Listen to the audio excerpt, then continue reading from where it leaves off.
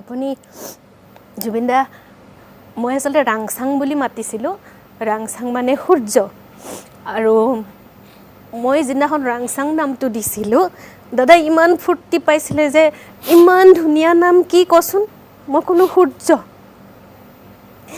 আপুনি আমাৰ বাবে সূৰ্য গোটেই অসমীয়া জাতিটোৰ বাবে এটা সূৰ্য আমাৰ গীতি সাহিত্যৰ পথাৰখনত মুকুট আহিছা আপুনি এটা আমাৰ বাবে প্ৰধান অংগ গতিকে আপুনি সূৰ্য নামেৰে আপুনি বৰ ভাল লাগে গতিকে মই সেইকাৰণে আজিৰ পৰা আপোনাক ৰাংচাং বুলি মাতিম মোৰ মা দেউতাও আপোনাক সূৰ্য বুলিয়ে কয় গতিকে ৰাংচাং বুলি মাতিম তেতিয়া ক'লে ঠিকেই তই ইমান ভাল নাম এটা দিলি মই ইমান ভাল পালোঁ তই মোক ৰাংচাং বুলিয়ে মাতিবি দেই আৰু সূৰ্যই মই বুঢ়া নহওঁতো আৰু তই কিন্তু panchuna গানটো মই মৰা দিনাখন তই গাবই লাগিব আৰু মই সেইদিনাখন দাদাক মই কৈছিলোঁ যে আৰু যদি আপুনি এবাৰ মোক কয় এই বাক্যটো যে মই মৰিলে তই panchuna গাবি তেতিয়াহ'লে মই জীৱনত গানেই বাদ দিম আজিৰ পিছত একাত্ম হৈ থকা সেই সময়খিনিত হঠাৎকে মাতে panchuna এফালে এদিন সেনেকৈ মাতিলে বোলো দাদা কওক তেতিয়া ক'লে মই তোক কৈছিলোঁ নহয় যে মই বুঢ়া নহওঁ আপুনি জুবিন দা মই আসলে ৰাংচাং বুলি মাতিছিলোঁ ৰাংচাং মানে সূৰ্য আৰু মই যিদিনাখন ৰাংচাং নামটো দিছিলোঁ দাদা ইমান ফুৰ্তি পাইছিলে যে ইমান ধুনীয়া নাম কি কচোন মই কোনো সূৰ্য আপুনি আমাৰ বাবে সূৰ্য গোটেই অসমীয়া জাতিটোৰ বাবে এটা সূৰ্য আমাৰ গীতি সাহিত্যৰ পথাৰখনত মুকুট আহিছা আপুনি এটা আমাৰ বাবে প্ৰধান অংগ গতিকে আপুনি সূৰ্য নামেৰে আপুনি বৰ ভাল লাগে গতিকে মই সেইকাৰণে আজিৰ পৰা আপোনাক ৰাংচাং বুলি মাতিম মোৰ মা দেউতাও আপোনাক সূৰ্য বুলিয়ে কয় গতিকে ৰাংচাং বুলি মাতিম তেতিয়া ক'লে ঠিকেই তই ইমান ভাল নাম এটা দিলি মই ইমান ভাল পালোঁ তই মোক ৰাংচাং বুলিয়ে মাতিবি দেই আৰু সূৰ্যই কেতিয়াও কৈছোঁ যে আমি চূড়ান্তভাৱে পুনৰ জন্মত বিশ্বাসী আৰু কোনোবা নহয় কোনোবা এটা জেগাত দাদাৰ অলৰেডি জন্ম হৈছে মোৰ সেয়া দাদাই যিখন অসমৰ কথা ভাবিছিলে সেই অসমখন সৰুৰ পৰা আজি অত বছৰে কেতিয়াও দেখা নাছিলোঁ আৰু আজি দাদাৰ মানে নোহোৱা হোৱাৰ পিছত সেই অসমখন জল পটপটকৈ চকুৰ সন্মুখত ওলাই আহিছে সেইটো দেখিলোঁ আৰু এই panchuna গানটো আমি ৰাভাসকলে যেতিয়া ফাৰকান্তি অনুষ্ঠান কৰোঁ শ্ৰাদ্ধক্ৰিয়া অনুষ্ঠান এগৰাকী বিবাহিতা মহিলা যিদিনাখন বিধৱা হয় নিজৰ স্বামী ঢুকাই যায় সেইদিনাখন ইনাই বিনাই গায় আচলতে যে তুমি পুনৰ মানৱ জন্ম ল'বাহি শুন তুমি যিদিনাখন মানৱ জন্ম ল'বা সেইদিনাখন তুমি মানৱ হৈয়ে আহিবা পশু পক্ষী হৈ নাহিবা মানুহে মাৰিব গতিকে তুমি মানৱ হৈয়ে আহা আৰু এই সোণৰ সংসাৰখন তোমাৰ যিখন তুমি গঢ়িলা সেইখন তুমি আকৌ চাবলৈ আহা এনেকুৱা ধৰণৰ ঠিক ইনাই বিনাই গায় আৰু বিভিন্ন কথা ইনাই বিনাই গায় তেখেতৰ মানে সোণোৱালী দিনবিলাক স্মৰণ কৰি পেলাই জুবিন দাই এই কথাখিনি গম পোৱাৰ পিছত আচলতে মই কোৱাৰ আগত তেওঁ গম পায় কাৰণ তেওঁ যথেষ্ট অধ্যয়ন কৰা মানুহ গতিকে যেতিয়া মই কথাখিনি ক'লোঁ তেতিয়া জুবিন দাই ক'লে তোমাৰ পৰা গম পোৱা নাছিল ন তাৰ আগতে গম পায় কথাখিনি তাৰ আগতে দাদাই আচলতে গমেই পায় কিন্তু গানটো তেখেতে মুখামুখি কতো শুনিবলৈ পোৱা নাছিল শুনা নাছিল তোমাৰ পৰা প্ৰথম শুনিলে মোক ৰবীন্দ্ৰ ভৱনত প্ৰথম তেখেতে গোৱা দেখিলে শুনিলে তাৰপিছত ক'লে যে তই এনেকৈ গাৱ তই কালিৰ পৰা মোৰ লগত গান গাবি তেতিয়া মই ক'লোঁ যে আপোনাৰ লগত আচলতে মোৰ সপোন আছিল আপোনাক ওচৰৰ পৰা দেখাৰ এবাৰ মই আপোনাৰ লগত গান গাম বুলি পেলাইতো মই এতিয়াও ভাবা নাই গতিকে মোৰ টাইম লাগিব এইটো কথা ভাবোঁতে তাৰপিছত মাতে ফোন কৰে এনেকৈ তেওঁ নিজে শুনিতো তোমাক প্ৰস্তাৱটো দিছিলে তাৰপিছত মই বহুত দিনলৈকে তেখেতক দেখাই নকৰিলোঁ যে এইটো ভয়ত যে তেখেতে যিটো সন্মানেৰে মোক মাতিছে সেই সন্মানটো যদি মই কোনো কাৰণত যদি মোৰ কাৰণে ব্যাঘাত জন্মে গতিকে সেইটো কাৰণে মই নিজকে প্ৰস্তুত কৰিব পৰা নাছিলোঁ কিন্তু 2017 চনৰ বিহু মঞ্চত প্ৰথমবাৰ দাদাই মোক মঞ্চত উঠালে তেখেতৰ লগত একেলগতে তাৰপিছত ক'লে যে এই গানটো তই গাবই লাগিব মঞ্চত তেতিয়া মই ক'লোঁ যে এটা শ্মশানৰ গীত আৰু সেই গীতটোক মঞ্চত উপস্থাপন কৰোঁতে আমাৰ কেনেকুৱা এটা পৰিৱেশ হ'ব পাৰে দাদা আপুনি সেইটো এবাৰ ভাবিব কথাটো তেতিয়া ক'লে যে শ্মশানৰ গীত এটা আমি শ্মশানতে পুতি পেলাব নোৱাৰোঁ, হেৰাই যাব দিব নোৱাৰোঁ, সেইটো মানুহে শুনিব লাগিব।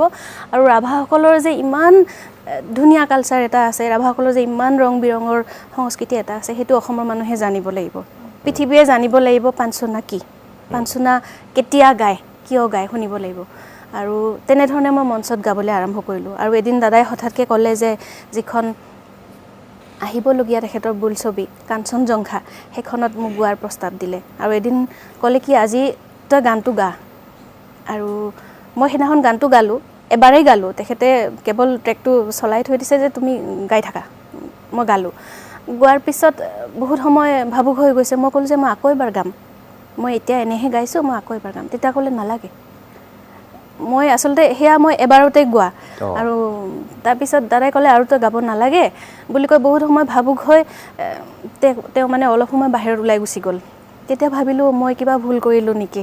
তেতিয়া মই ওচৰত গ'লোঁ, দাদা যে কি হ'ল কথাটো মোক বুজাই কওক আপুনি।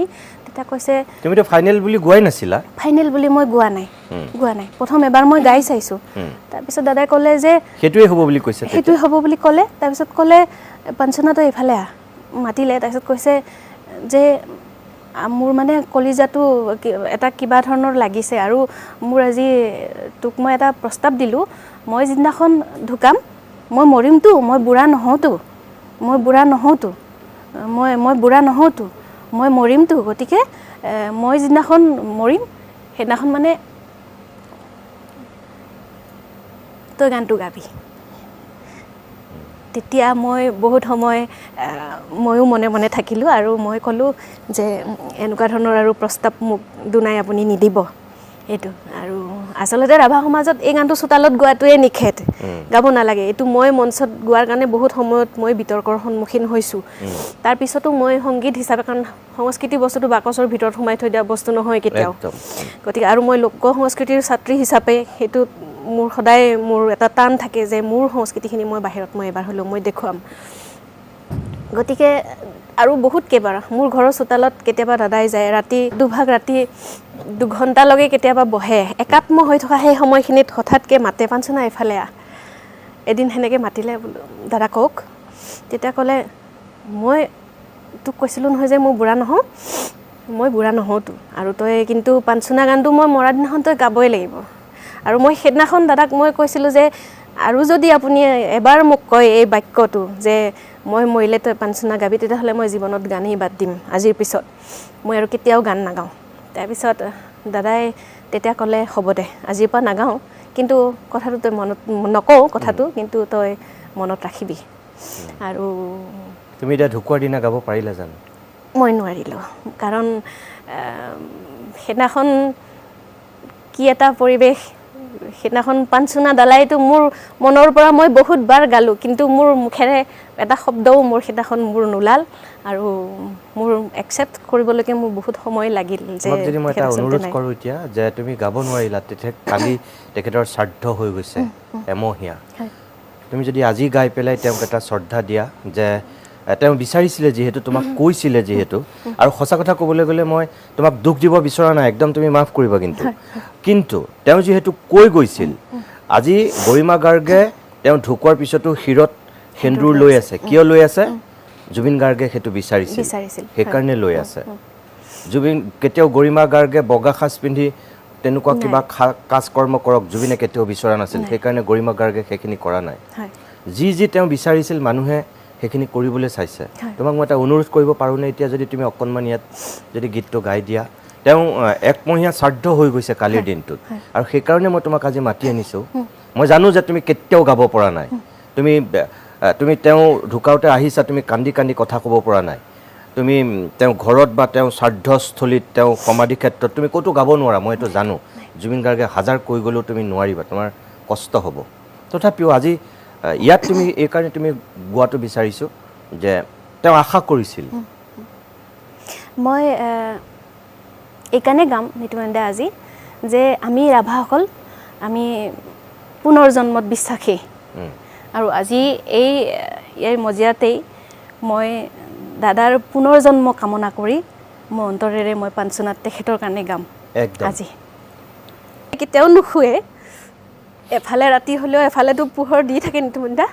গতিকে জুবিন দা নাই, কিন্তু এটা চাইডে চাগে জুবিন দা আছে আৰু আমালে পোহৰ বিলাই থাকিব মোৰ এইটো জীৱন আৰু সেইটোৱে মই ভাবোঁ আৰু আজি পাঞ্চনা অন্তৰৰ পৰাই গাইছোঁ আৰু